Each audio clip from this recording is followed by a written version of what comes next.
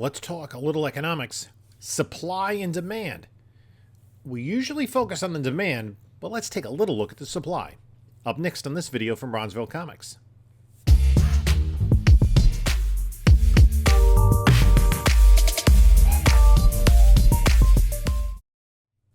Hey there, comic book community. This is Jim from Bronzeville Comics coming to you with another video. And before we get started, like, comment, subscribe. We're at 2,600 subscribers. We're building towards 3,000. I really appreciate all the support that people have given to the channel, the kind words that when people come up to me at shows, in my Whatnot sales, or in the comments here. I really do appreciate it. Follow us on Instagram, Bronzeville_comics, on Whatnot, Bronzeville_comics. We do sales every Monday night at 10 o'clock. And also check out the eBay link for the eBay store in the description below. What I'd like to talk about today is comic book supply. Usually we talk about demand. What are the hot issues? What issues are trending? What issues are being bought a lot? And that drives a lot of the market, the desirability of these comics. What comics do people want? But there's another flip side to it in terms of the price of comic books, and that is the supply. Now, why is it that Detective Comics 27 or Action Comics 1 in similar grades outsell Amazing Fantasy 15? Spider-Man is a wildly popular character. Amazing Fantasy 15 is a very desirable book, as are the other two books, the first appearances of Superman and Batman, but they are much more scarce. There are many, many more copies of Amazing Fantasy 15 out there than either of those books from the 1930s. They just haven't survived, even though they were printed in enormous quantities at the time. Well, let's fast forward and let's take a look at some key books. Now, Marvel Comics in the 1960s were much more plentiful, but they very much trailed in sales DC titles through the 1960s. It wasn't until 1972, I believe, that Marvel sales finally started to outpace DC sales. And for most of that, from the Golden Age up until the 1970s, other than one short period of time, Superman was the leader. And all the Superman titles, Superman, Superboy, Superman's girlfriend Lois Lane, Superman's pal Jimmy Olsen, Action Comics, even Adventure, were all at the top of the sales heap, along with Archie. Now, what did change for about 3 years was Batman got into the top spot when the Adam West TV series aired from 1966 to 1969, and everybody wanted to get a hold of Batman. But by the early 1970s, the Batman solo title was only coming out 8 times a year. It wasn't a monthly publication, as Superman was. Superman was the standard bearer of the comic book industry up until the early 1970s, and that's why it's difficult to sell Superman titles, because they are fairly plentiful. Now, Silver Age books still command their fair share, and Superman didn't have many keys, but Superman was always a heavily printed, heavily collected title. So Batman ebbs and flows. High point in the late 60s, then it went down a little bit, came back in the 1980s. Now, 1966 was the first year that Marvel published their postal sales data in the comics. And if you're look at old comics from the 60s and 70s, you'll see once a year they publish the postal data. So that these were for publications that were available for subscription through the mail. Magazines, comic books included. And Amazing Spider-Man was the top-selling Marvel book of 1966 in terms of the average number of copies sold per issue, with about 340,000. Batman was number 1 at 898,000, Superman number 2 at 719,000.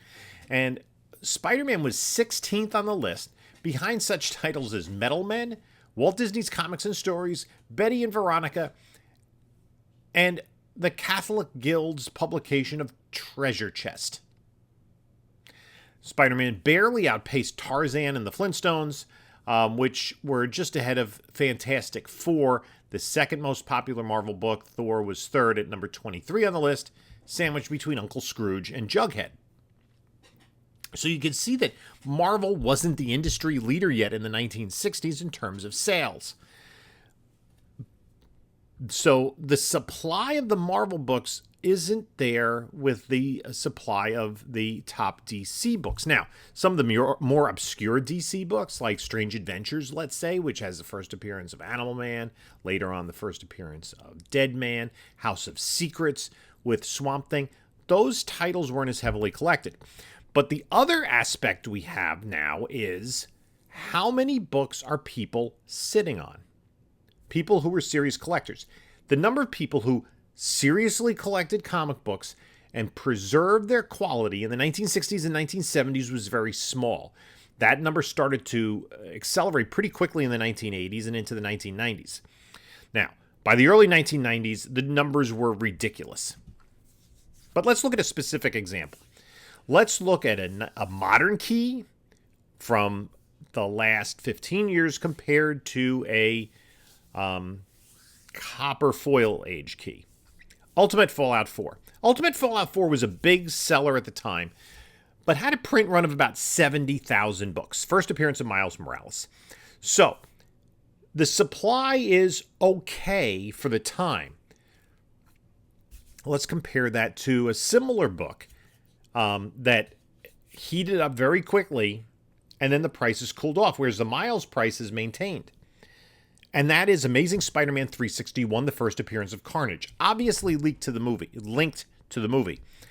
But that book, if you look at sales data from the time, probably had a print run of about 400,000.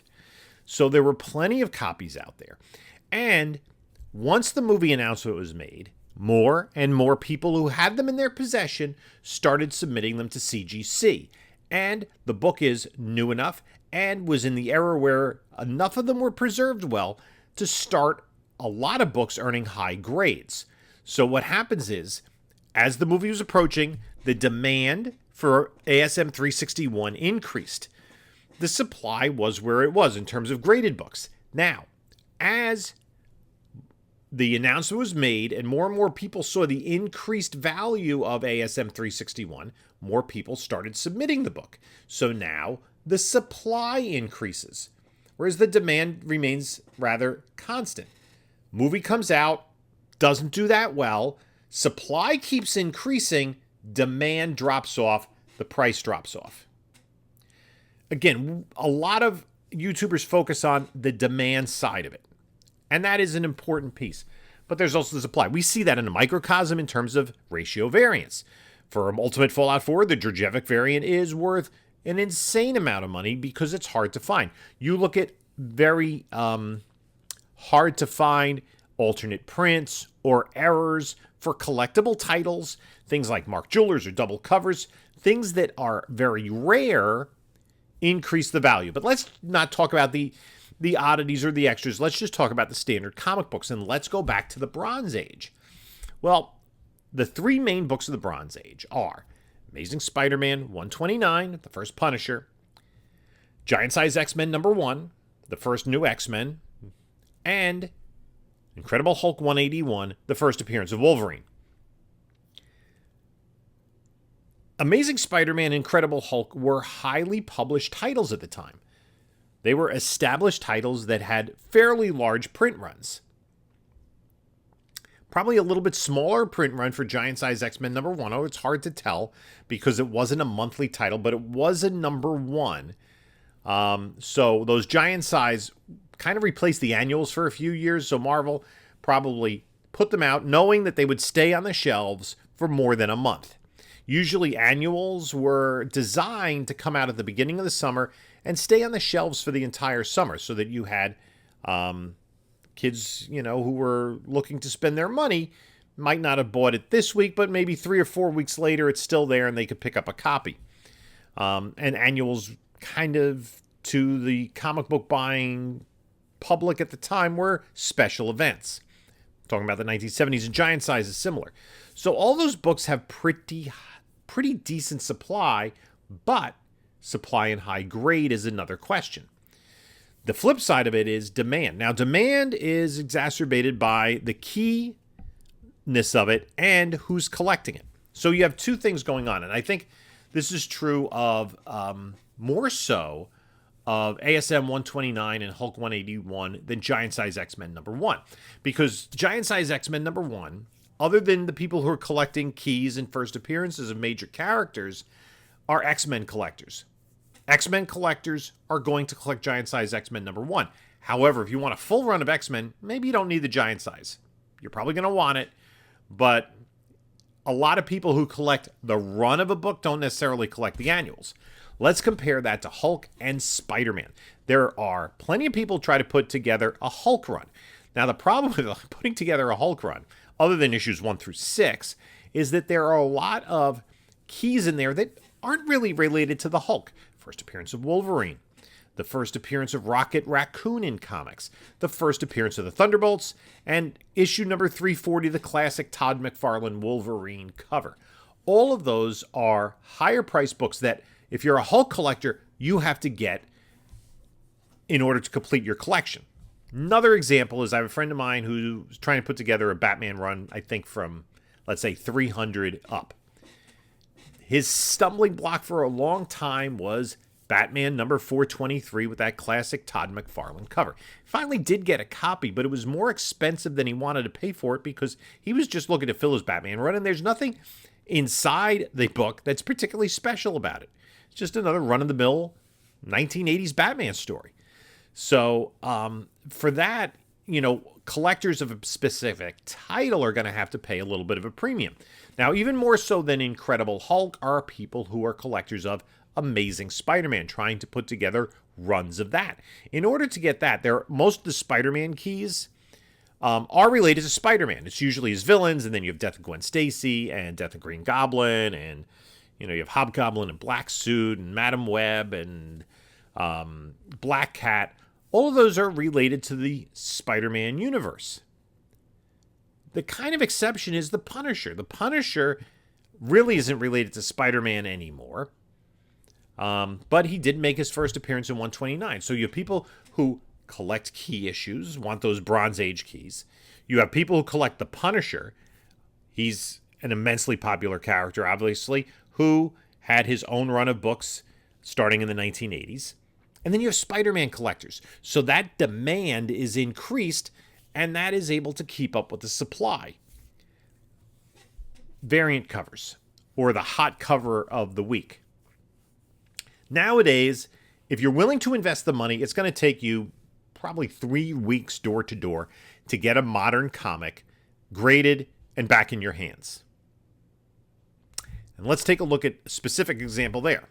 So let's talk specifically about Amazing Spider-Man 55 from December 2020 with that classic Patrick Gleason cover, that webhead cover.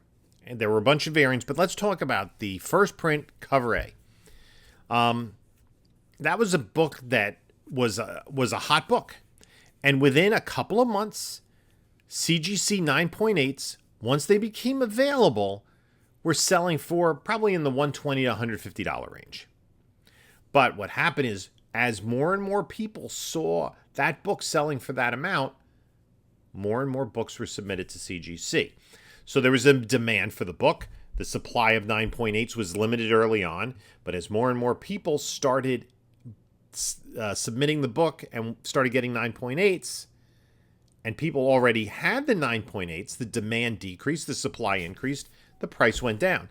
Now you could probably get a CGC 9.8 of the cover A for at most $80, half or less of what it was at its peak, because it was a new book. So many, even with the Marvel paper quality, so many of those books are available in a CGC 9.8, or at least are 9.8 contenders.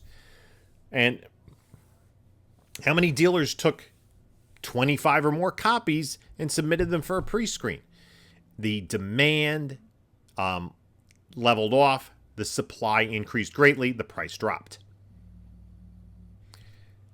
So what a lot of people with the recession, with rising gas prices, inflation, wondering what's going to happen to the future comic books. Think about supply versus demand. Who wants these books? And how many of them are out there? Right? An Amazing Fantasy 15. How many people are going to submit an Amazing Fantasy 15 if you haven't already? There aren't a lot of them out there. Right? People who want to keep it in their collection, want to keep it raw. That's fine. But take a modern book, even an Ultimate Fallout 4, or books that were printed a little bit less, like Marvel Now .1 or Vengeance 1, these popular characters. And that's also what happens is an announcement is made. So let's say, for instance, even if you go back to the 1970s and 80s, the later Bronze Age, I think pretty much anything, what's considered modern by CGC. Nova, Ms. Marvel, Savage She-Hulk, number one issues. Number one issues were printed highly at the time. Right? And so those are fairly plentiful compared to their early bronze or silver counterparts. So what's happened over time is She-Hulk Disney Plus series is announced. All of a sudden, that book goes from being like maybe a $10 book, maybe, to worth, well over $100 raw and multiple hundreds of dollars in high-grade CGCs. People have it in good shape. People submitted it because now, all of a sudden, a book that wasn't really worth much is increased in value. And so the demand maybe is increasing as more and more people are aware of the Disney Plus series, but so is the supply. Thor books related to Love and Thunder. Right? Thor God of Thunder #2, Thor #1. Recent enough books. Thor is one of the more popular Marvel titles. There are plenty of those books out there. Not as many as there are books from the early 90s.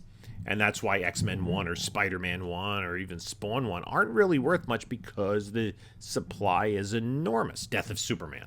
Oof. Rebirth of Superman. Those are all over the place. You can't go to a flea market without finding these books because everybody has them. So the supply really limits the price. You would think, well, second appearance of Deadpool should be worth more. The book was immensely printed. There are plenty of copies out there. So those more recent books, prices increase. How many people had Thor God of Thunder #2, slabbed it in 9.8 before there was an announcement that Gore the God Butcher was going to be in this movie? All of a sudden, the announcement's made. Now the supply increases. The demand increases, but so does the supply. And the supply is plentiful enough in high grade to keep the price from rising too quickly. If somebody wants an obscure book from the 1960s, like the first appearance of even obscure characters like Ravonna Renslayer or Contessa Valentina Allegra de Fontaine, there aren't that many of them out there. Sharon Carter.